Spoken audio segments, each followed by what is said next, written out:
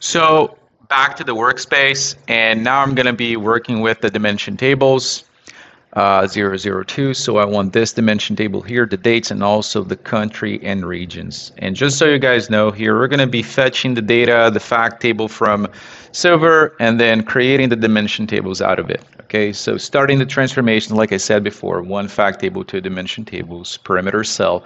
And now the only change that I have here, it's the name of the table name. Okay, so reading again the data, importing the SQL functions here so I can do a few transformations on the country and region column, which I'm just leaving that one. And then right after this, what I'm doing is just doing a distinct, because I just want the distinct values of countries. Finally, we're just saving it to the golden layer, which now it's referencing the new name of the table. As a similar thing, what I'm doing here, it's just saving a copy of the same previous notebook here. And as you guys can see here now, as you can see, you can save it, a copy. And what I'm doing is just changing the table name parameter so that I can reutilize the same approach that I did before.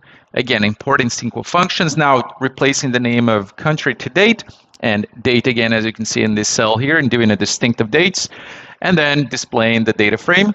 Right after, I'm just saving the date tables now to our golden data Delta Lake. And from here, now I have my three tables that I'm going to use.